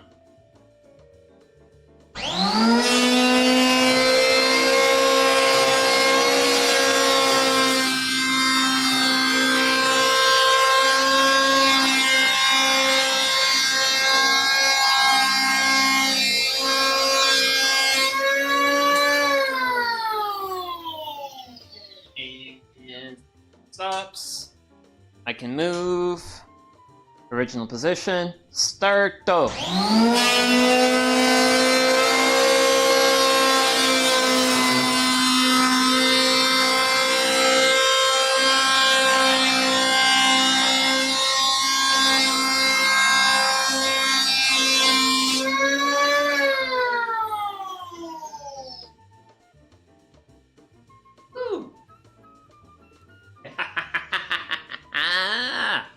That feels like a good one. But I'm actually going to go ahead and Empty my dust bag.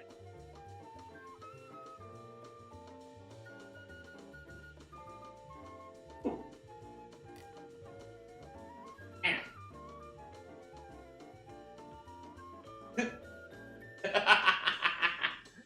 Oh man. Well, at least we're gonna have plenty of fire starter for camping streams this weekend. Ooh yeah. Let's do a quick tunnel inspection. Yeah, we had some weird stuff on that last one.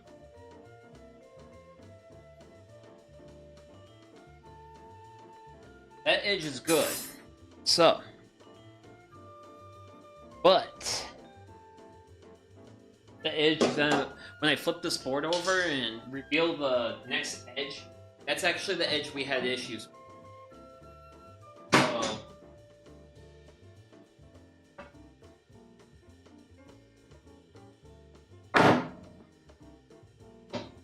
this was our problem child.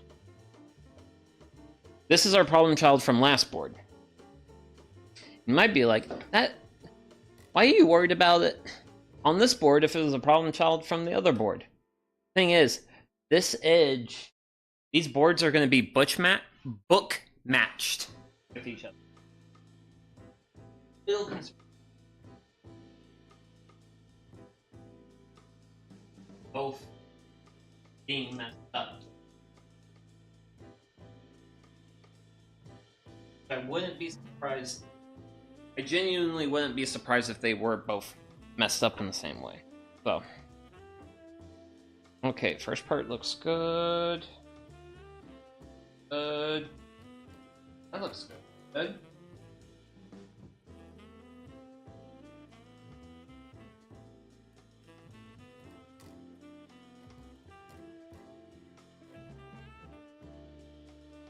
We have a high spot here.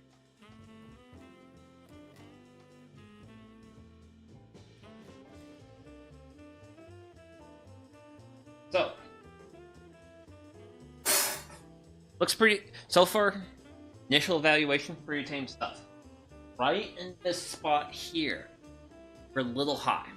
So what I'm going to do is, I'm going to bring the planer in, kind of just do a quick sweeps. I'm going to do one swoop. I'm going to do one short sweep here. This is my, as far as I know, my one high spot.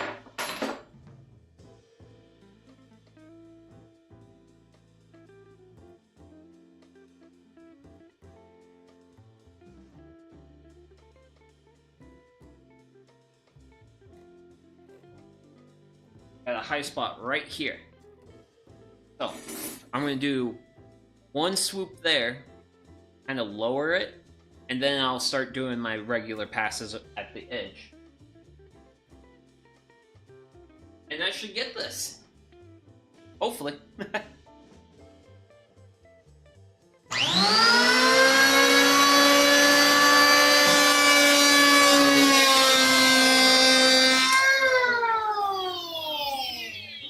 Okay. I should have hit our high point.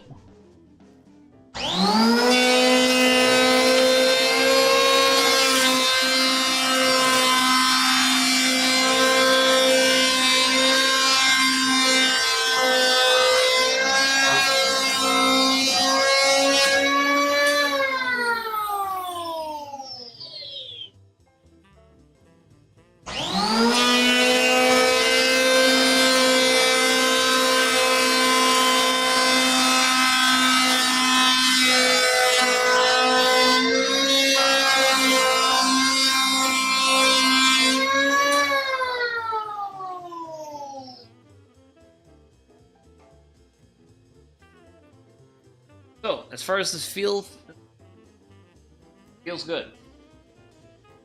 But the ruler says all. So, good. Good. Good.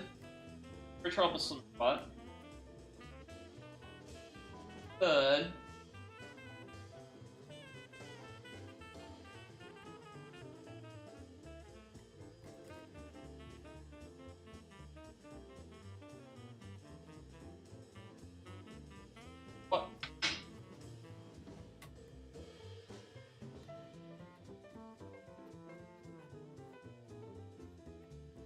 2, it's faint. You might have a really faint rise, but did not have the issues we had with last board. Last board, the issues were a lot worse. But this, this is perfectly acceptable. So, I'm gonna take off my clamp. Set it off the side.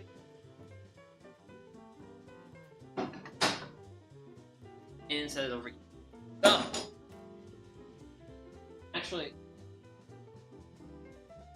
I want to more freely free up space.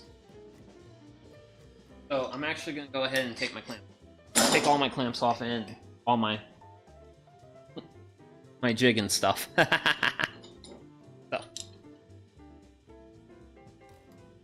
yeah, one of you were missing the grate.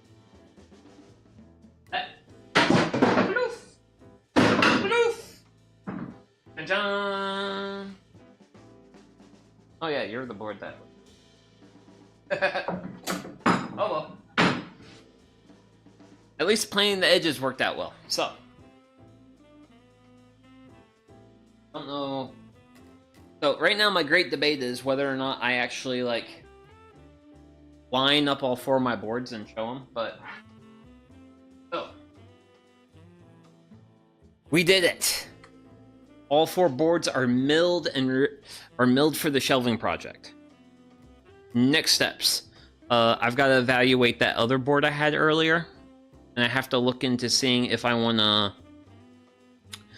to do something about that short edge and some of the issues it has. Because if I rip that at the table saw, I also have to rip this one, and I have to figure that. I have to evaluate that. Other next steps. Other next steps include sanding these boards. I want to give them a nice bit of sanding before I proceed further along with this project with them. And I'm pretty sure you guys don't want to see me sand boards. Because personally, I think milling is kind of exciting.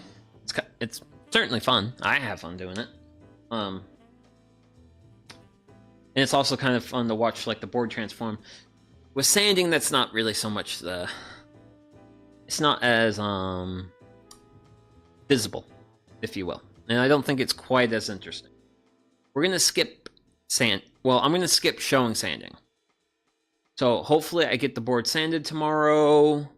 I figure out what more I want to do with them, all that fun stuff. And then, let's see. I have all that done. Then at some point I need to also do a further evaluation of the boards. Because I need to basically settle on my final lengths of everything. So, going through this milling process, I've left all my boards long. Some of you might notice we've surfaced the board on 4 sides. Well, what about our 6? That's not surfaced. Well, that's going to get cut off at some point. Will that point be tomorrow? Probably tomorrow. Probably tomorrow I'll go through all these boards.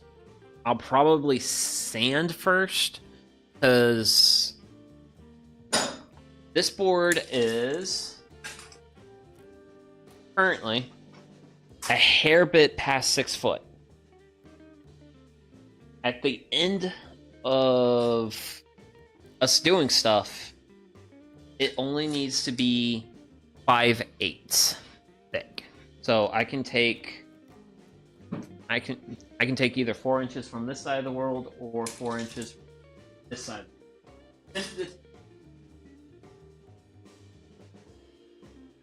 I have a knot on this corner, and I'm gonna box joint these boards together. I'm sure that's gonna be fun for me because it's gonna be a big figure it out. But that's probably what I will be doing on stream Friday, is making box joints for all these boards. I don't know. I might get started. It depends on how squirrely I feel tomorrow. Right now, I have a really dusty shop. I don't know how much I'll get cleaned up tonight. Hopefully, a fair bit. I don't know. We'll play it by ear. This week's definitely going to be a fun week for me. I like how I released my stream schedule on Monday, late on Monday, mind you. And then on Tuesday, one of the organizations I volunteer with was like, hey, we're going to do a project day on this upcoming Saturday morning, where I've already scheduled a stream for it. And it's just like, darn it. Okay. Well, I'll move some stuff around. So I bumped what was going to be the Saturday morning stream, which was basically the next phase of this project, to Friday. Bumped it to Friday evening, start same time as today. And then I basically was like, I'm going to just add another stream for Sunday morning, because I do want to do a Sunday morning stream. Usually a few more people show up to the Sunday morning streams, and hey, if that's when people want to watch me, I'm going to try and make what efforts I can to accommodate that. So, I can't always do that, because unfortunately I am a first shifter. That's usually when I work. So, to everyone who tuned in today, thank you very much. I hope you had fun seeing rough lumber become actual S4S lumber. We did it to 4 sassafras boards, pretty good sized boards. Some do have their flaws to them, but I think some flaws can be a little bit charming. And then we also have one board that looks really, really nice. Yeah, so these boards are going to form the outside, basically the outside shell of the CD shelf project. And then I'll put dowels into the actually sides of this board right here and one of the other boards over there. And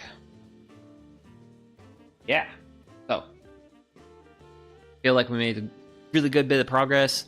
Got to do a stream where it's just, hey, we're just lumber milling. We didn't do the whole technical part of the process, I guess. We didn't finish at the table saw. Most people do, but honestly, with the setup with the electric hand plane and the fact I don't get to use that Makita tool too much, this was a really good opportunity to use that. And I really felt like I got some good use out of it today. So, to everyone who tuned in today, thank you so much. But yeah, next stream is going to be Friday at same time, 6:30. Yeah, 6:30 EDT. So, cool. With that said, whatever you got going on, I hope you're having fun with it. And then do take time to enjoy whatever slow life hobbies you got. And then also just have a lovely evening, which is the case. Well, I don't know. I think evenings turn to night at this point at my part in the world. But have a lovely evening, night, morning, whatever it is, wherever you are. And this is Sugi Yamagawa, and I'll see you in the next one. Bye-bye.